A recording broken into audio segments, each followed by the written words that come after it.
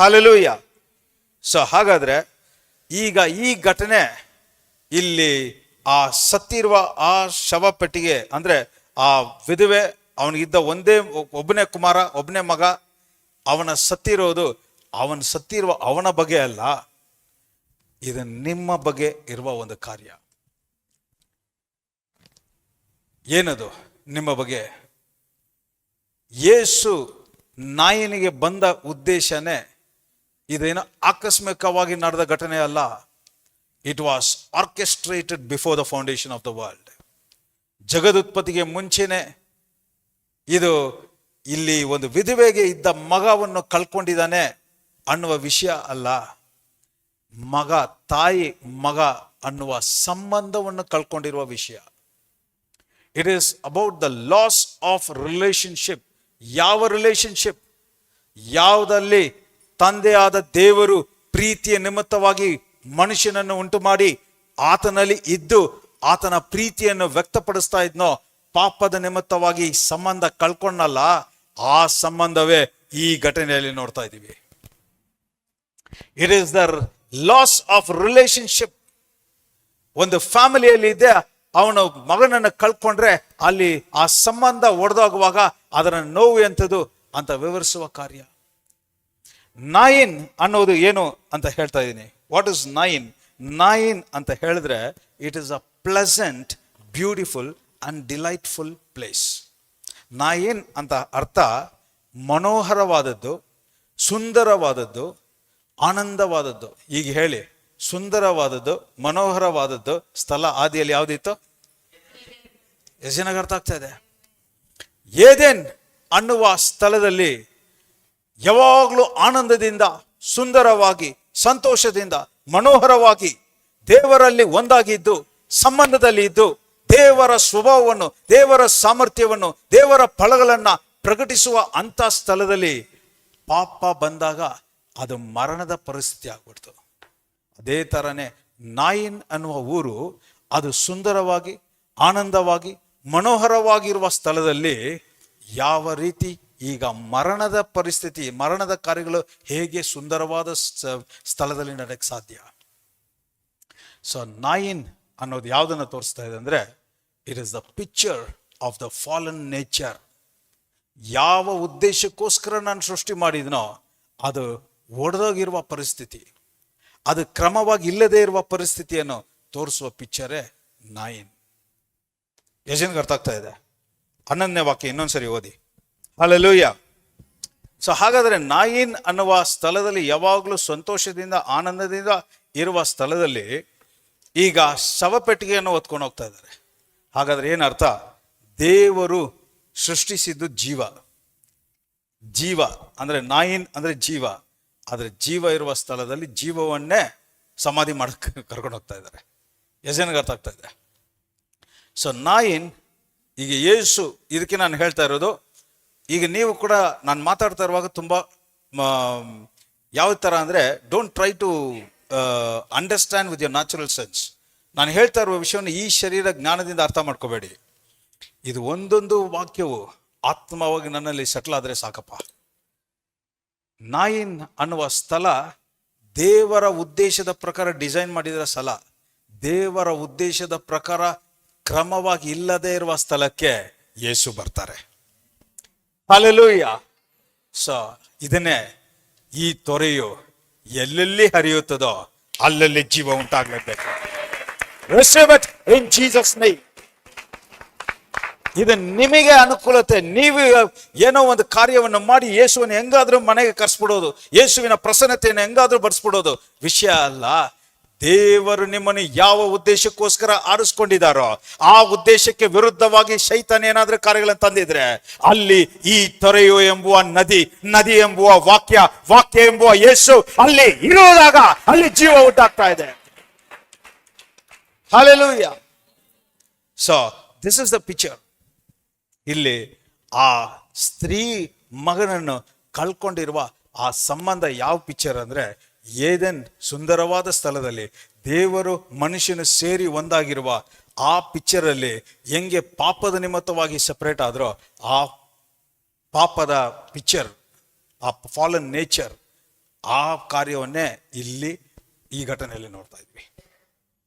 So ಅರ್ಥ ಮಾಡ್ಕೊಳ್ಳಿ, ಬೇಡಬೇಡಿ next time, ದೇವರೇ ಈ ಪರಿಸ್ಥಿತಿಯಿಂದ ಹೆಂಗಾದ್ರೂ ಬಿಡುಗಡೆ ಕೊಡು, ಕಣ್ಣೀರಿಟ್ಟು ಹೆಂಗಾದ್ರೂ ಒಂದು ನನ್ನ ಕೆಲಸ ಕೊಟ್ಬಿಡು, ಹೆಂಗಾದ್ರೂ ಒಂದು ಬಿಸ್ನೆಸ್ ಎಸ್ಟಾಬ್ಲಿಷ್, ಹೆಂಗಾದ್ರೂ ಈ ಸಾಲ ತೀರಿಸ್ಬಿಡು.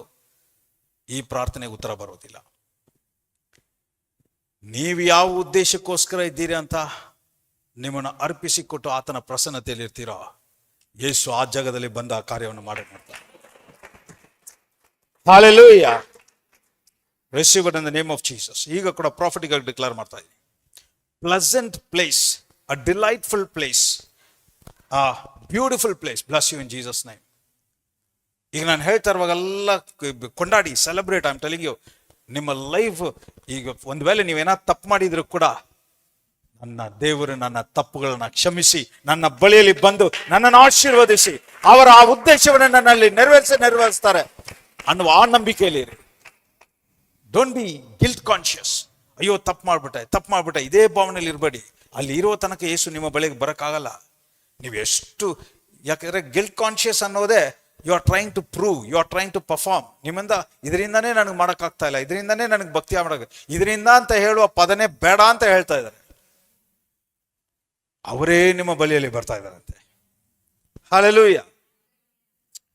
ಯೇಸುವಿನ ನಾಮದಲ್ಲಿ ಈಗ ಕೂಡ ಪ್ರಾಫಿಟಿಕ್ ಆಗಿ ಡಿಕ್ಲೇರ್ ಮಾಡ್ತಾ ಇದ್ದೀನಿ, ನಿಮ್ಮನ್ನು ಯಾವ ಏರಿಯಾದಲ್ಲಿ ಜೀವ ಇರಬೇಕು ಅಂತ ದೇವರು ಉಂಟು ಮಾಡಿ ಇವತ್ತು ಜೀವ ಇಲ್ಲದೆ ಇದ್ದೀರೋ, ಇಲ್ಲ ಯಾವ ಕಾರ್ಯದಲ್ಲಿ ನೀವು ಅಭಿವೃದ್ಧಿ ಹೊಂದಬೇಕು ಅಂತ ಹೇಳಿ ಈಗ ಒಂದು ನಿಶ್ಚಲದಲ್ಲಿ ಇದ್ದೀರೋ, ಯಾವ ಕುಟುಂಬದಲ್ಲಿ ನೀವು ಆನಂದವಾಗಿ ಇರಬೇಕು ಅಂತ ದೇವರು ಸೃಷ್ಟಿಸಿ ಆದರೆ ಈಗ ಒತ್ತಡದ ಒಂದು ಜೀವನದಲ್ಲಿ ಇದ್ದೀರೋ, ಯಾವ ಒಂದು ಸೇವೆ ಆಗಲಿ, ಕೆಲಸವಾಗಲಿ, ಬಿಸ್ನೆಸ್ ಆಗಲಿ ಹೆಚ್ಚಳಕ್ಕೋಸ್ಕರ ನಿಮ್ಮನ್ನು ಸೃಷ್ಟಿಸಿ ಆದರೆ ಈಗ ಆಯಾಸವಾಗಿ ನಷ್ಟದಲ್ಲಿ ಇದ್ದೀರೋ, ಈಗ ಅಂಥವರಿಗೆ ದೇವರು ಹೇಳ್ತಾ ಇದ್ದಾರೆ, ಯಾವ ರೀತಿ ನಾಯಿನ್ ಅನ್ನುವ ನಿಮ್ಮ ಪರಿಸ್ಥಿತಿಗೆ ಯೇಸು ಬಂದಿದ್ದಾರೆ ಅಂತ ಡಿಕ್ಲೇರ್ ಮಾಡ್ತಾ ಇದ್ದೀನಿ. Jesus has come to Nain. ಯೇಸುವಿನ ನಾಯಿನ್ ಎಂಬುವ ನಿಮ್ಮ ಪರಿಸ್ಥಿತಿ ಯೇಸುವಿನ ನಾಮದಲ್ಲಿ ಇವತ್ತು ಅವರು ಬಂದಿರೋದ್ರಿಂದ ನೀವು ಇರುವ ಹಾಗೆ ಇರಕ್ಕೆ ಸಾಧ್ಯವಿಲ್ಲ, ನೀವು ಇರುವ ಸಮಸ್ಯೆಯಲ್ಲಿ ಇರಕ್ಕೆ ಸಾಧ್ಯವಿಲ್ಲ, ನೀವು ಇರುವ ಪರಿಸ್ಥಿತಿಯಲ್ಲೇ ಇರುವುದಕ್ಕೂ ಸಾಧ್ಯವಿಲ್ಲ. ಯೇಸುವಿನ ನಾಮದಲ್ಲಿ ಜೀವವನ್ನು ರಿಲೀಸ್ ಮಾಡ್ತಾ ಇದ್ದೀನಿ. ಎಲ್ಲಿ ಯೇಸು ನಾಯಿನ ಹೋದ್ರೋ ಅಲ್ಲಿ ಎಂಥ ನಿರಾಸೆ ಆಗಲಿ ಎಲ್ಲ ನಿರ್ಮೂಲ ಆಗಿ ಅವರ ಉದ್ದೇಶದ ಪ್ರಕಾರ ಎಲ್ಲವನ್ನು ಪುನಃ ಸ್ಥಾಪನೆ ಮಾಡಿ ದೇವರ ಮಹಿಮೆ, ದೇವರ ಜೀವ. ಹಾಗಾದ್ರೆ ಏನರ್ಥ? ಅದಕ್ಕೆ ಇವತ್ತು ಆರಂಭದಲ್ಲಿ ಹಿಂಗೆ ಹೇಳಿದ್ದು, ದೇವರಿಂದ ಕೂಡ ಆಗೋ ಸಾಧ್ಯತೆ ಆಗೋ ತರನೇ ಕಾಣ್ತಾ ಇಲ್ಲ ಪಾಸ್ಟರ್ ಅಂತ ಕಾರ್ಯಗಳು ಕೂಡ ಇವತ್ತು ರಿವರ್ಸ್ ಆಗಿ ಯೇಸು ಬಂದ್ರೆ ಏನಾಗುತ್ತೆ ಅಂತ ನೀವು ಅನುಭವಿಸ್ತೀರಾ ಅಂತ ಯೇಸುವಿನ ನಾಮದಲ್ಲಿ ಡಿಕ್ಲೇರ್ ಮಾಡ್ತಾ ಇದ್ದಾರೆ. Receive it in the mighty name of Jesus. ಈಗ ಇದರಲ್ಲಿ ಒಂದು ಪಿಕ್ಚರ್ ನೋಡಿ, ಯೇಸು ನಾಯಿನಿಗೆ ಬಂದರು. ಈಗ ಯೇಸು ಎಲ್ಲಿದ್ರು ಅಂತ ಗೊತ್ತಿಲ್ಲ, ಹಿಂದೆ ಪಿಕ್ಚರ್ ಅಲ್ಲಿ ವಚನಗಳು ನೋಡಿದ್ರೆ ಗೊತ್ತಾಗ್ತಾ ಇತ್ತು ಎಲ್ಲಿದ್ರು ಅಂತ. ಈಗ ನಾಯಿನ್ ನನಗೆ ಬಂದ್ರು ಅಂದ್ರೆ ಇವಡ ವೈದರ್ ಕಮ್ಮಿನ ಡಾಂಕಿ ಇಲ್ಲ ನಡ್ಕೊಂಡು ಯಾವುದೋ ಒಂದು ವ್ಯವಸ್ಥೆಯಲ್ಲಿ ಬಂದಿರ್ತಾರೆ. ಬರ್ಬೇಕಾದ್ರೆ ನಾಯಿನ್ಗೆ ಏನಿರ್ಬೇಕು? ದಾರಿ ಇರಬೇಕು. ಸೊ ನಾಯಿನ್ ಅನ್ನೋದು ನೀವು, ನಾಯಿನ್ ಅನ್ನೋದು ನಿಮ್ಮ ಪರಿಸ್ಥಿತಿ, ನಾಯಿನ್ ಅನ್ನೋದು ನಿಮ್ಮ ಕಾಯಿಲೆಯ ಸಿಚುವೇಶನ್ ಇರ್ಬೋದು, ನಾಯಿನ್ ಅನ್ನೋದು ನಿಮ್ಮ ದರಿದ್ರದ ಸಿಚುವೇಶನ್ ಇರ್ಬೋದು, ನಾಯಿನ್ ಅನ್ನುವ ಸತ್ತೋಗಿರುವ ಪರಿಸ್ಥಿತಿ ಆಗಿರ್ಬೋದು. ಆದರೆ ಯೇಸು ನಾಯಿನಿಗೆ ಬರೋದಕ್ಕೆ ದಾರಿ ಇದ್ರೆ ಮಾತ್ರ ಸಾಕು. ಆ ದಾರಿ ಏನ್ ಗೊತ್ತಾ? ನಿಮ್ಮ ಹೃದಯ. ನಿಮ್ಮ ಹೃದಯ ಮಾತ್ರ, ಆ ಹೃದಯದ ಬಾಗಿಲನ್ನು ತೆರೆದು ಅಪ್ಪ ನೀನು ಬಾ ಅನ್ನುವ ಅವ್ರನ್ನ ಇನ್ವೈಟ್ ಮಾಡುವ ರೀತಿಯಲ್ಲಿ ಫ್ರೀ ಆಗಿದ್ರೆ ಸಾಕು. ಅಂದ್ರೆ ಏನರ್ಥ? ಇನ್ನೂ ಸಿಂಪಲ್ ಆಗಿ ಹೇಳ್ತಾ ಇದ್ದೀನಿ, ಅವರು ಬರದೇ ಇರುವ ಹಾಗೆ ತಡೆ ಇಲ್ಲದೆ ಇದ್ರೆ ಸಾಕು. ಈ ತೊರೆಯು ಎಲ್ಲೆಲ್ಲಿ ಹರಿಯುತ್ತದೋ ಆ ತೊರೆಯು ಹರಿಯದ ಹಾಗೆ ನೀವು ಗೋಡೆಯನ್ನು ಕಟ್ಬಿಟ್ರೆ ಹರಿಲಿಕ್ಕೆ ಜಾಗ ಇಲ್ಲ. ಆದ್ರೆ ಗೋಡೆನೇ ಇಲ್ಲದೆ, ಬಂಡೆ ಅಡ್ಡ ಇರುವ ರೀತಿಯಲ್ಲಿ ಇಲ್ಲದೆ ಅದನ್ನ ಅಗಲಿಸಿ ಅದು ಫ್ರೀಯಾಗಿ ಹರಿಯುವ ರೀತಿಯಲ್ಲಿ ಇದ್ರೆ ಆ ತೊರೆಯು ಎಲ್ಲೆಲ್ಲಿ ಹರಿಯುತ್ತೋ ಅಲ್ಲಲ್ಲಿ ಜೀವ ಉಂಟಾಗ್ತಾ ಇದೆ. I prophesy in Jesus name. ಯೇಸುವಿನ ನಾಮದಲ್ಲಿ ಈ ತೊರೆಯು ಎಲ್ಲೆಲ್ಲಿ ನಿಮ್ಮ ಜೀವನದಲ್ಲಿ ಹರಿಯುತ್ತದೋ ಅಲ್ಲಿ ಜೀವ ಉಂಟಾಗಿದೆ ಅಂತ ಯೇಸುವಿನ ನಾಮದಲ್ಲಿ ಡಿಕ್ಲೇರ್ ಮಾಡ್ತಾ ಇದ್ದೀನಿ. Receive it in the mighty name of Jesus. ಯೇಸುವಿನ ನಾಮದಲ್ಲಿ ದೇವರ ಪ್ರಸನ್ನತೆ ಈಗ ನಿಮ್ಮ ಮಧ್ಯದಲ್ಲಿ ಬರುವಾಗ, ಈಗ ಯಾವ ಯಾವ ಏರಿಯಾದಲ್ಲಿ ಈಗ ಮನೋಹರವಾಗಿಲ್ವೋ, ಸುಂದರವಾಗಿಲ್ವೋ, ನೋವಲ್ಲಿ ಇದೆಯೋ ಈಗ ಎಲ್ಲವೂ ಪುನಃ ಸ್ಥಾಪನೆ ಆಗ್ತಾ ಇದೆ. Receive it in the mighty name of Jesus. Okay, ನಾಯಿನ್ಗೆ ಬರೋದಕ್ಕೆ ಯೇಸು ಕಾರಣ ಏನು ಅಂತ ಹೇಳ್ದೆ. ಅವಾಗಲೇ ಸಿಂಪಲ್ ಆಗಿ ಹೇಳಿದೆ, ಈಗ ಹೇಳ್ತೀನಿ ನೋಡಿ. ಯೇಸು ಎಲ್ಲಿ ಹೋದ್ರೂ ಎಲ್ಲ ಯಾವುದು ಆಕಸ್ಮಿಕವಾಗಿ ನಡೆದ ಘಟನೆ ಅಲ್ಲ. ಯೇಸು ಏನು ಹೇಳ್ತಾ ಇದ್ದಾರೆ? ನಾನು ಸ್ವಂತ ಜ್ಞಾನದಿಂದ, ಸ್ವಂತ ಬಲದಿಂದ ನಾನು ಏನೇನೂ ಮಾಡ್ತಾ ಇಲ್ಲ. ನನ್ನ ತಂದೆ ಏನು ಹೇಳ್ತಾ ಇದ್ದಾರೋ ಅದರಂತೆ ಮಾಡ್ತಾ ಇದ್ದೀನಿ. ಸೊ ಹಾಗಾದ್ರೆ ಏನರ್ಥ? ಇಲ್ಲಿಗೆ ಬರೋದು, ಇಮ್ಯಾಜಿನ್ ಮಾಡಿ ನೋಡಿ, ಸರಿಯಾದ ಸ್ಥಳದಲ್ಲಿ, ಸರಿಯಾದ ಸಮಯದಲ್ಲಿ, ಸರಿಯಾದ ವ್ಯಕ್ತಿ. ಇಲ್ಲಿ ಮೀಟಿಂಗ್ ಎಲ್ಲಿ ನಡೀತಾ ಇದೆ? ಎಲ್ಲಿ ನಡೀತಾ ಇದೆ ಅಂದರೆ, ನಾಯಿನ್ ಊರಲ್ಲಿ, ನಾಯಿನ್ ಸುಂದರವಾಗಿರ್ಬೇಕ ಸ್ಥಳ, ಇರಬೇಕಾಗಿರುವ ಸ್ಥಳ, ಡಿಲೈಟ್ಫುಲ್ ಆಗಿ, ಖುಷಿಯಾಗಿ, ಆನಂದವಾಗಿರ್ಬೇಕಾಗಿರುವ ಸ್ಥಳದಲ್ಲಿ ಏನು ಹೊರಗಡೆ ಹೋಗ್ತಾ ಇದೆ? ಮರಣ ಹೊರಗಡೆ ಹೋಗ್ತಾ ಇದೆ. ಈಗ ಆಪೋಸಿಟ್ ಸೈಡಲ್ಲಿ ಏನ್ ಬರ್ತಾ ಇದೆ? ಜೀವ ಬರ್ತಾ ಇದೆ. ಹಾಲೆಲೂಯ. ಎಲ್ಲಿ ಎರಡು ಎಲ್ಲಿ ಮೀಟ್ ಆಗ್ತಾ ಇದೆ? ಗೇಟ್. ಎಲ್ಲ ಊರ್ ಗೇಟ್ ಅಲ್ಲಿ ಮೀಟ್ ಆಗ್ತಾ ಇದೆ. ಗೇಟ್ ಯಾವುದನ್ನ ತೋರಿಸುತ್ತೆ ಗೊತ್ತಾ? It is a boundary. ಈಗ ನಾನು ಹೇಳ್ತಾ ಇದ್ದೀನಿ ನೋಡಿ, ಈ ಬೌಂಡ್ರಿ ಏನು ಅಂತ. It is a boundary between the physical realm and the spiritual realm. ಆತ್ಮದ ಮಂಡಲಕ್ಕೂ ಭೂಲೋಕದ ಮಂಡಲಕ್ಕೂ ಮಧ್ಯ ಇರುವ ಡಿವೈಡರೇ ಆ ಗೇಟ್. ಆತ್ಮದ ಮಂಡಲದಿಂದ ಜೀವ ಬರ್ತಾ ಇದೆ, ಭೂಲೋಕದಿಂದ ಮರಣ ಹೋಗ್ತಾ ಇದೆ. ಸೊ ಹಾಗಾದ್ರೆ ಇಲ್ಲಿ ಪಿಕ್ಚರ್ ಏನಂತ ಹೇಳಿದ್ರೆ, ಈಗ ಈ ಸೀನ್ ಕೂಡ ಇಮ್ಯಾಜಿನ್ ಮಾಡಿ ನೋಡಿ. ಇಲ್ಲಿ ಈ ವಿಧವೆ ಆ ಹೆಣವನ್ನು ಹೊತ್ಕೊಂಡು, ಹಿಂದೆ ಎಷ್ಟು ಜನ ಇದ್ದಾರೆ? ತುಂಬ ಜನ ಇದ್ದಾರೆ, 3 ಜನ ಎಲ್ಲ ಇದ್ದಾರೆ. ಈಗ ಸ್ತ್ರೀನೂ ಇದ್ದಾಳೆ, ಶವ ಇದೆ, ಅಂದ್ರೆ ಮರಣ ಇದೆ, ಮರಣದ ಹಿಂದೆ ದೊಡ್ಡ ಗುಂಪು ಇದೆ. ಈ ಕಡೆ ಯೇಸು ಇದ್ದಾರೆ, ಆತನ ಜೊತೆ ಶಿಷ್ಯರು ಇದ್ದಾರೆ, ಅವ್ರನ್ನ ಫಾಲೋ ಮಾಡುವ ಏನಿದೆ? ದೊಡ್ಡ ಗುಂಪು ಇದೆ. ಎಷ್ಟು ಜನ ಪಿಕ್ಚರ್ ಮಾಡ್ತಾ ಇದ್ದೀರಾ? ಸೊ ಇದು ಯಾವುದು ಗೊತ್ತಾ? It is a war between life and death. ಜೀವಕ್ಕೂ ಮರಣಕ್ಕೂ ನಡೀತಾ ಇರುವ ಯುದ್ಧ. ಅದರಿಂದ ಎಲ್ಲಿ ಜೀವ ಹೋಗುತ್ತೋ ಅಲ್ಲಿ ಮರಣ ನಿರ್ಮೂಲ ಆಗುತ್ತೆ. Hallelujah. Receive it in the mighty name of Jesus. ಇದು ಏನ್ ಪಿಕ್ಚರ್ ತೋರಿಸ್ತಾ ಇದೆ ಅಂತ ಹೇಳಿದ್ರೆ, ಯೇಸು ಶಿಷ್ಯರ ಜೊತೆ ದೊಡ್ಡ ಗುಂಪು ಜೀವ ನಡೆಸ್ತಾ ಇದೆ. ಇಲ್ಲಿ ಆ ಸ್ತ್ರೀ ಮರಣದ ಜೊತೆ ದೊಡ್ಡ ಗುಂಪು ಮರಣ ಅವ್ರನ್ನ ನಡೆಸ್ತಾ ಇದೆ. ಡೆತ್ ಇಸ್ ಲೀಡಿಂಗ್ ಎಲ್ಲಿ? ವಿಧವೆಯ ಕಡೆ. ಇಲ್ಲಿ ಲೈಫ್ ಇಸ್ ಲೀಡಿಂಗ್ ಯೇಸು ಕಡೆ.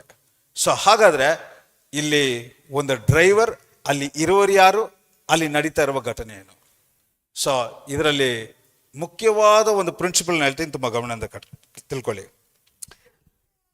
ಎಲ್ಲಿ ಜೀವ ನಡೆಯುತ್ತೋ ಅದೇ ಇದು ಮಾತು. ಈ ತೊರೆಯು ಎಲ್ಲೆಲ್ಲಿ ಹರಡುತ್ತೋ ಅಲ್ಲಿ ಜೀವ ಉಂಟಾಗಲೇಬೇಕು. ಹಾಗಾದ್ರೆ ಏನರ್ಥ? ಎಲ್ಲೆಲ್ಲಿ ಯೇಸು ಎಂಬ ಜೀವ ಬರ್ತಾರೋ ಅಲ್ಲಲ್ಲಿ ಮರಣದ ಕಾರ್ಯ ನಿರ್ಮೂಲ ಆಗಲೇಬೇಕು. ಹಾಗಾದ್ರೆ ಏನರ್ಥ? ನಾಯಿನ್ ಇಂದ ಮರಣ ಹೊರಗಡೆ ಹೋಗ್ತಾ ಇದೆ, ಜೀವ ಒಳಗಡೆ ಬರ್ತಾ ಇದೆ ಅಂತ ಅರ್ಥ. ಯೇಸುವಿನ ನಾಮದಲ್ಲಿ ಈಗ ಪ್ರಾಫಿಟಿಗಾಗಿ ಡಿಕ್ಲೇರ್ ಮಾಡ್ತಾ ಇದೆ, ನಾಯಿನ್ ಎನ್ನುವ ನಿನ್ನ ಕೆಲಸದಲ್ಲಿ ಮರಣದ ಸಿಚುವೇಶನ್ ಇದ್ದ ಆ ಸ್ಥಳದಲ್ಲಿ ಈಗ ಜೀವ ಎಂಬ ಯೇಸು ಬಂದಿರೋದ್ರಿಂದ ನಿನ್ನ ಕೆಲಸ ಆಶೀರ್ವಾದವಾಗಿದೆ, ನಿನ್ನ ಬಿಸ್ನೆಸ್ ಆಶೀರ್ವಾದವಾಗಿದೆ, ನಿನ್ನ ರಿಲೇಶನ್ಶಿಪ್ ಆಶೀರ್ವಾದವಾಗಿದೆ. ಯೇಸುವಿನ ನಾಮದಲ್ಲಿ ನೀವು ಕೈ ಇಟ್ಟು ಮಾಡುವ ಕಾರ್ಯಗಳು ಆಶೀರ್ವಾದವಾಗಿದೆ. Receive it in the mighty name of Jesus. ಯೇಸುವಿನ ನಾಮದಲ್ಲಿ ಈಗ ಕೂಡ ರಿಸೀವ್ ಇಟ್. ಇದನ್ನ ಹೇಳುವಾಗ ಗಮನದಿಂದ ಕೇಳ್ಕೊಳ್ಳಿ. ಇದು ಇಲ್ಲ ಅಲ್ಲಿ ಒಂದು ನಡೆದ ಘಟನೆ ಅಲ್ಲ, ಇದು ಆಕ್ಚುಲಿ ನಿಮ್ಮ ಬಗ್ಗೆ ಮಾತಾಡ್ತಾ ಇರುವ ಕಾರ್ಯ. ಇದು ದೇವರ ಏದೇನಲ್ಲಿ ನಿಮ್ಮನ್ನು ಯಾವ ರೀತಿ ದೇವರು ಸೃಷ್ಟಿಸಿದರು, ಎಂತ ಒಂದು ಸಂಬಂಧದಲ್ಲಿ ಇರುವಂತೆ ಮಾಡಿದರು, ಅಲ್ಲಿ ಜೀವವನ್ನೇ ವ್ಯಕ್ತಪಡಿಸುವ ಕಾರ್ಯದಲ್ಲಿ ಈಗ ಮರಣ ಸಂಭವಿಸಿದೆ. ಆ ಮರಣದ ಬದಲನ್ನು ಜೀವ ಬರುವಾಗ ಮರಣ ನಿರ್ಮೂಲ ಆಗುತ್ತೆ ಅನ್ನುವ ಘಟನೆ. ಹಲ್ಲೆಲೂಯಾ. ಈಗ ವಿಧವೆ ಏನ್ ಕಳ್ಕೊಂಡು, ಈ 12ನೇ ವಾಕ್ಯವನ್ನು ಓದಿ. What is that widow? ಆ ವಿಧವೆ ರೆಪ್ರೆಸೆಂಟ್ ಮಾಡುವ ಕಾರ್ಯ ಏನಂತ ನೋಡಿ. ಫಸ್ಟ್ ಆಫ್ ಆಲ್, ವಿಧವೆ ಅಂದ್ರೆ ಗಂಡ ಇಲ್ಲ. ಈಗ ಅವಳಿಗಿದ್ದ ಒಂದೇ ಆಧಾರ ಮಗನೂ ಇಲ್ಲ. ಹಾಗಾದ್ರೆ ಏನರ್ಥ? ಮುಂದೆ ಫ್ಯೂಚರೂ ಇಲ್ಲ, ಡೆಸ್ಟಿನಿನೂ ಇಲ್ಲ. ಇದು ಯಾವ ಪಿಕ್ಚರ್ ಗೊತ್ತಾ? ಇದು ವಿಧವೆಯ ಕಥೆ ಅಲ್ಲ. ಯಾವಾಗ ಆದಾಮನು ಪಾಪ ಮಾಡಿದ್ನೋ, ತಂದೆಯಾದ ದೇವರು ಯಾವಾಗಲೂ ಕವರಿಂಗಲ್ಲಿ ಇದ್ದ, ಅದನ್ನು ಕಳ್ಕೊಂಡ. ಯಾವ ಯೇಸು ಒಳಗಡೆ ಇದ್ದು ಕಾರ್ಯ ನಡೆಸ್ತಾ ಇದ್ರು ಅವರು ವಾಸ ಮಾಡ್ತಾ ಇಲ್ಲ. ಯೇಸು ಕೂಡ ಒಳಗಡೆ ವಾಸ ಮಾಡ್ತಾ ಆಗಿರುವಾಗ ಮುಂದೆ ಫ್ಯೂಚರ್ ಕೂಡ ಇಲ್ಲ. 3 ಕಾರ್ಯಗಳನ್ನು ನೋಡ್ಬೋದು ಇಲ್ಲಿ. ತಂದೆಯಾದ ದೇವರ ಜೊತೆ ಇರುವಂತೆ ಯೇಸು ಕ್ರಿಸ್ತನಲ್ಲಿ ಮಾಡಲ್ಪಟ್ಟು ದೇವರ ಉದ್ದೇಶಕ್ಕೋಸ್ಕರ ಸೃಷ್ಟಿಸಿದ ಮನುಷ್ಯ ಈಗ ದೇವರಿಲ್ಲದೆ ಇರುವ ಕಾರಣ, ದೇವರಿಂದ ಪಾಪದ ನಿಮಿತ್ತವಾಗಿ ದೂರ ಆದ. ಈಗ ಯೇಸು ಒಳಗಡೆ ವಾಸ ಮಾಡೋಕ್ಕಾಗ್ತಾ ಇಲ್ಲ. ಈಗ ದೇವರ ಉದ್ದೇಶವನ್ನು ನೆರವೇರ್ಸೋಕ್ಕಾಗ್ತಾ ಇಲ್ಲ. ಎಷ್ಟು ಜನಕ್ಕೆ ಅರ್ಥ ಆಗ್ತಾ ಇದೆ? ಸೊ ವಿಧವೆ ಅನ್ನೋದು it is not a normal. ಈಗ ಶರೀರ ಪ್ರಕಾರವಾಗಿ ನಾವು ಅಂದ್ಕೊಂಡಿರುವ ಆ ಕಾರ್ಯದ ಬಗ್ಗೆ ಮಾತಾಡ್ತಾ ಇಲ್ಲಿ. ಪರಲೋಕದಲ್ಲಿ ಪಾಪದ ನಿಮಿತ್ತವಾಗಿ ಯಾವ ರೀತಿ ಇನ್ನೂ ಒಂದು ನಮಗೆ ಗತಿನೇ ಇಲ್ಲ, ಯಾವ ಗತಿನೂ ಇಲ್ಲ, ನಮಗೆ ಕಾಪಾಡ್ಕೊಳ್ಳೋ ಪರಿಸ್ಥಿತಿ ಇಲ್ಲ ಎಂಬುವ ದೃಶ್ಯವನ್ನು ತೋರಿಸುವುದೇ ಆ ವಿಧವೆ. ಹಲ್ಲೆಲೂಯ. ಸೊ ಇಲ್ಲಿ ಅದಾದ ಮೇಲೆ 13ನೇ ವಾಕ್ಯ ಓದಿ. ಕರ್ತನ ಆಕೆಯನ್ನು ನೋಡಿ ಆಕೆಯ ಮೇಲೆ ಕನಿಕರ ಪಟ್ಟು, ಎಲ್ಲ ಹೇಳಿ, ಕನಿಕರ ಪಟ್ಟು ಆಕೆಗೆ ಅಳಬೇಡ ಅಂದನು. ಅಳಬೇಡ. ಆತನು ಬಂದು ಪೆಟ್ಟಿಗೆಯನ್ನು ಮುಟ್ಟಿದ. ಅದನ್ನು ಹೊತ್ತುಕೊಂಡಿದ್ದವರು ಕದಲದೆ ನಿಂತರು. ಆಗ ಆತನು ಯವನಸ್ಥನೇ, ಎದ್ದೇಳು ಎಂದು ನಾನು ನಿನಗೆ ಹೇಳುತ್ತೇನೆ ಅಂದನು. ಇಲ್ಲಿ 4 ಪದಗಳನ್ನ ಹೇಳಿದೆ. ಕನಿಕರ ಪಟ್ಟು, ಅಳಬೇಡ, ಪೆಟ್ಟಿಗೆಯನ್ನು ಮುಟ್ಟಿ, ಎದ್ದೇಳು. ಈ 4 ಕಾರ್ಯಗಳ ಏನೇನು ತೋರಿಸುತ್ತೆ ಅನ್ನೋ ವಿಷಯಗಳನ್ನ ಹೇಳುವ ತುಂಬ ಗಮನದಿಂದ ಕೇಳಿ. ಇದುವರೆಗೂ ನಾವು ಯೇಸು ಮಾಡಿದ ಅದ್ಭುತಗಳನ್ನ ಯಾವ ಭಾವನೆಯಿಂದ ನೋಡ್ತಾ ಇದ್ವಿ ಅಂದ್ರೆ, ವಾಹ್ ಎಂಥ ಒಂದು ಅದ್ಭುತ, ಎಂಥ ಸಾಧಾರಣ ಮನುಷ್ಯನಿಂದ ಮಾಡೋಕ್ಕಾಗದೇ ಇರೋ ಅದ್ಭುತ, ಆ ರೀತಿ ನೋಡ್ತಾ ಇದ್ವಿ ಅಲ್ಲಿ. ಆದರೆ ಯೇಸು ಮಾಡಿದ ಒಂದೊಂದು ಅದ್ಭುತವು ಇದು ಅಂತ ಹೇಳೋಕ್ಕೋಸ್ಕರ ಆ ರೀತಿ ನಾವು ಅದನ್ನ ಒಂದು ಎಕ್ಸೈಟ್ಮೆಂಟಿಂದ ನೋಡೋಕ್ಕೋಸ್ಕರ ಮಾಡಿದ ಕಾರ್ಯ ಅಲ್ಲ. ಒಂದೊಂದು ಅದ್ಭುತವು ಯಾವ ರೀತಿ ಮನುಷ್ಯನು ಅವನಿಂದ ಅವನನ್ನು ಆಗದೇ ಇರುವ, ಕಾಪಾಡ್ಕೊಳ್ಳಕ್ಕೆ ಆಗದೇ ಇರುವ, ಜೀವನೇ ಅವನಿಗೆ ಇಲ್ಲದೆ ಇರುವ ಪರಿಸ್ಥಿತಿಯಲ್ಲಿ ದೇವರ ಹೃದಯ ಎಂಥದ್ದು ಅಂತ ತೋರಿಸುವ ಕಾರ್ಯನೇ ಆ ಅದ್ಭುತ. It is revealing the very heart of god in the midst of the very ಯಾವ ರೀತಿ ಹೇಳೋದು, ಅವನಿಂದ ಅವನು ಯಾವ ಒಂದು ಕಾರ್ಯವನ್ನು ಹೋಪ್ಲೆಸ್ ಸಿಚುವೇಶನ್ ಅಲ್ಲಿ ಇರುವಾಗ ದೇವರ ಹೃದಯ ಯಾವ ರೀತಿ ಇದೆ ಅಂತ ತೋರಿಸುವ ಕಾರ್ಯನೇ ಆ ಅದ್ಭುತ. ಹಲ್ಲೆಲೂಯಾ. ಸೊ ಹಾಗಾದ್ರೆ ಈಗ ನೋಡಿ, ಇಲ್ಲಿ ನಾನು ಹೇಳಿದೆ ಯಾವ ರೀತಿ ಆ ಸ್ತ್ರೀ ಹಸ್ಬೆಂಡನ್ನು ಕಳ್ಕೊಂಡಿದ್ದಾಳೆ ಅಂತ ಹೇಳಿದ್ರೆ, ಸಪೋರ್ಟಿವ್ ಆಗಿ ಒಂದು ಕವರಿಂಗ್ ಆಗಿದ್ದೇ ಕಳ್ಕೊಂಡಿದ್ದಾಳೆ. ಮಗನು ಫ್ಯೂಚರ್ ಆಗಿದ್ದ ಅದನ್ನೇ ಕಳ್ಕೊಂಡಿದ್ದಾಳೆ. ಡೆಸ್ಟಿನಿ, ಇನ್ನ ಗುರಿ, ಜೀವನದಲ್ಲಿ ಏನು ಉದ್ದೇಶ ಅನ್ನೋದು ಕೂಡ ಇಲ್ಲದೆ ಈ ಲೈಫೇ ಈಗ ಕ್ವಶನ್ ಮಾರ್ಕ್ ಆಗ್ಬಿಟ್ಟಿದೆ.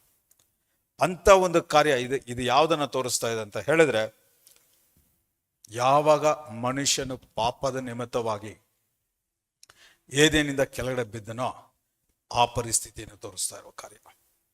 ದೇವರ ಬಳಿಯಲ್ಲಿ ಸಂಬಂಧ ಕಳ್ಕೊಂಡ. ಯೇಸು ಆ ಶರೀರದಲ್ಲಿ ಇರುವ ತನಕನೇ ಅವನಿಗೆ ಜೀವ, ಯಾಕಂದ್ರೆ ಯೇಸುನೇ ಆ ಶರೀರದ ಮೂಲಕ ಕಾರ್ಯವನ್ನು ಮಾಡ್ತಾ ಇದ್ದಿದ್ದು. ಈಗ ಅದನ್ನು ಕಳ್ಕೊಂಡ.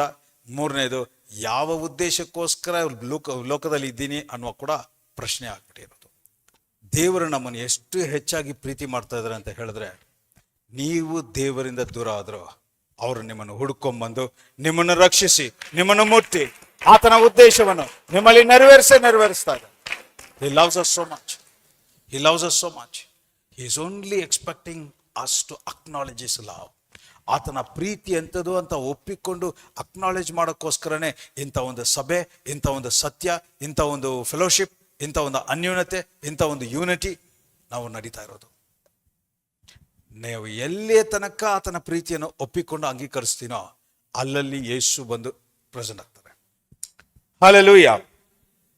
ಈಗ ನನಗೆ ತುಂಬ ಎಕ್ಸೈಟ್ ಆದ ವಿಷಯ ಏನಂದರೆ, ಯೇಸು ಮಾಡಿದ ಎಲ್ಲ ಅದ್ಭುತಗಳಲ್ಲಿ ಈ ಅದ್ಭುತದಲ್ಲಿ ಮಾತ್ರ ವಿಶೇಷವಾಗಿ ಈ ಪದ ಇದೆ. ಏನಂತ ಹೇಳಿದ್ರೆ, ಅಲ್ಲಿ ವಿಧವೆ ಸತ್ತೋಗಿದ್ದಾರೆ, ಸಮಾಧಿ ಮಾಡಕ್ಕೆ ಕರ್ಕೊಂಡು ಹೋಗ್ತಾ ಇದ್ದಾರೆ. ಯೇಸು ಅಲ್ಲಿ ಹೋಗಿ ಕನಿಕರ ಪಟ್ಟು, ಔಟ್ ಆಫ್ ಕಂಪ್ಯಾಷನ್ ಆಗಿ ಮಾಡಿರುವ ಒಂದೇ ಒಂದು ಅದ್ಭುತ ಬೈಬಲಲ್ಲಿ ಅಂದರೆ ಇಲ್ಲಿ ಮಾತ್ರನೇ. What is that compassion? What made him to do that? ಈಗ ಕಂಪ್ಯಾಷನ್ ಅನ್ನೋದಕ್ಕೆ ಗ್ರೀಕ್ ಭಾಷೆಯಲ್ಲಿ ಇದ್ದ ಪದ ಏನಂತ ಹೇಳಿದ್ರೆ, ನೀವೆಲ್ಲ ಪ್ರೊನೌನ್ಸ್ ಮಾಡ್ತೀರಾ ನೋಡೋಣ. ಸ್ಪ್ಲಾಂಗ್ನೆಟ್ಝೋಮೈ. ಸ್ಪ್ಲಾಂಗ್ನೆಟ್ಝೋಮೈ ಎಲ್ಲ ಹೇಳಿ ನೋಡೋಣ. ಸ್ಪ್ಲಾಂಗ್ನೆಟ್ಝೋಮೈ. ಹಾಗಾದ್ರೆ ಅದರ ಅರ್ಥ ಏನು ಗೊತ್ತಾ? Compassion it is the pain felt in the very inner being ಅಂತೆ. ಶರೀರವಾಗಿ ಹಿಂಗೆ ಹೊಡೆದ್ಬಿಟ್ರೆ ಆ ನೋವು ಇರುತ್ತೆ, ಗಾಯ ಆಗಿದ್ರು ಆರೋಗ್ಬಿಡುತ್ತೆ.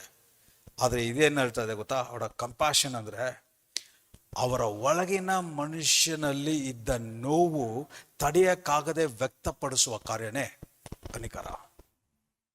ಅಂದರೆ ಇಟ್ ಲಿಟ್ರಲಿ ಈಗ ಕೂಡ ಇದರ ರೆವಲ್ಯೂಷನ್, ಇದರ ಪ್ರಕಟಣೆ ಏನು ಅಂತ ಹೇಳಿದ್ರೆ, ಯೇಸು ಆ ದೃಶ್ಯವನ್ನು ನೋಡಿದ ಕೂಡಲೇ ಅವನ ಶರೀರದಲ್ಲಿ ಸತ್ತಿದ್ದಾನೆ, ಅವನ ಜೀವಂತವಾಗಿ ಎಬ್ಬರಿಸುವ ಕಾರ್ಯ ಅಲ್ಲ. ಏದೇನಲ್ಲಿ ಯಾವ ಉದ್ದೇಶಕ್ಕೋಸ್ಕರ ದೇವರು ಮನುಷ್ಯನನ್ನು ಉಂಟು ಮಾಡಿ ಆತನಲ್ಲೇ ವಾಸ ಮಾಡುವ ನಿವಾಸವಾಗಿದ್ದ ಆ ಶರೀರದಿಂದ ಸಪರೇಟ್ ಆಗಿರುವ ಆ ದೃಶ್ಯವನ್ನು ನೋಡಿ ಅವರ ಒಳಗಿನ ಮನುಷ್ಯ ಆ ನೋವನ್ನು ಅನುಭವಿಸಿ, ಆ ನೋವಿನ ಪ್ರತ್ಯುತ್ತರವಾಗಿ the reflection are the response of that pain was that compassion. ಹಾಗಾದ್ರೆ ಏನರ್ಥ? ಅದರ ಅರ್ಥ, ನೀನು ಸೆಪರೇಟ್ ಆಗಿರುವಂತೆ ದೇವರು ನೀನನ್ನು ಡಿಸೈನ್ ಮಾಡಿಲ್ಲ. ದೇವರು ನೀನು ಸೆಪರೇಟ್ ಆಗಿರೋದು ಉದ್ದೇಶ ಅಲ್ಲ. ಇದು see there is something called, ಇದು ಇದ್ರೆ ಓಕೆ, ಇಲ್ಲ ಅಂದ್ರೂ ಪರವಾಗಿಲ್ಲ. ಫಾರ್ ಎಕ್ಸಾಂಪಲ್, ಈಗ ಇಲ್ಲಿಂದ ಒಂದ್ ಕಡೆ ಹೋಗ್ಬೇಕು, ಕಾರ್ ಇದ್ರೆ ಈಸಿ, ಕಾರ್ ಇಲ್ಲ ಅಂದ್ರೆ ಬಸ್ಸಲ್ಲಿ ಹೋಗೋದಿಲ್ಲ. ಅಂದ್ರೆ ಒಂದು ಬೇಕು, ಅದಿಲ್ಲ ಅಂದ್ರೆ ಇನ್ನೊಂದು ಆಪ್ಷನ್. ಆದ್ರೆ ಇದು ಆ ಥರ ಆಪ್ಷನ್ ಇಲ್ಲ. ಇರುವ ಒಂದೇ ಆಪ್ಷನ್, ನಿನ್ನನ್ನು ಸೃಷ್ಟಿಸಿರೋದೆ, ನಿನ್ನನ್ನು ಡಿಸೈನ್ ಮಾಡಿರೋದೆ ಆತನಲ್ಲಿ. ಆದ್ರಿಂದಾನೇ ಆ ಒಳಗಿನ ಆ ಮನುಷ್ಯನ ನೋವು ಅದು ತಡ್ಕೊಳ್ಳಕ್ಕಾಗದೆ, ಇಲ್ಲ ನಿನ್ನನ್ನು ಸೃಷ್ಟಿಸಿರೋದೆ ಆತನಲ್ಲಿ ಇರೋದಕ್ಕೋಸ್ಕರ, ನಿನ್ನನ್ನು ಸೃಷ್ಟಿಸಿರೋದೆ ಜೀವವಾಗಿರೋದಕ್ಕೋಸ್ಕರ, ಮರಣದಲ್ಲ. ಜೀವ ಅಂದ್ರೆ ಏನು? ಯೇಸು ಕ್ರಿಸ್ತನಲ್ಲಿ ಸೇರಿ ಒಂದಾಗಿರುವಾಗ ಜೀವ. ಯೇಸು ಕ್ರಿಸ್ತನ ಶರೀರದಲ್ಲಿ ಇಲ್ಲ ಅಂದ್ರೆ ಜೀವ ಇಲ್ಲ ಅಂತ ಅರ್ಥ. ಹಲ್ಲೆಲೂಯಾ. ಸೊ ಹಾಗಾದ್ರೆ ಅದನ್ನ ಇಲ್ಲಿ ವ್ಯಕ್ತಪಡಿಸ್ತಾ ಇದ್ದಾರೆ. ಏನು ಹೇಳ್ತಾ ಇದ್ದಾರೆ ಅಂತ ಹೇಳಿದ್ರೆ, ನೀನೇನೋ ಇದಕ್ಕೆ ಪಾತ್ರವಾಗಿದ್ಯಾ, ಇಲ್ಲ ನೀನು ಒಳ್ಳೆಯವನು, ಇಲ್ಲ ಭಕ್ತಿ ಮಾಡಿದ್ಯಾ, ಅದಕ್ಕೋಸ್ಕರ ಅಲ್ಲ.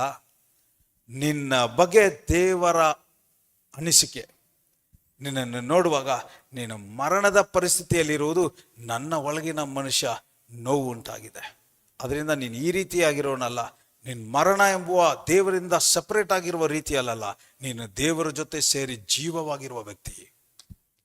ಹಲ್ಲೆಲೂಯಾ.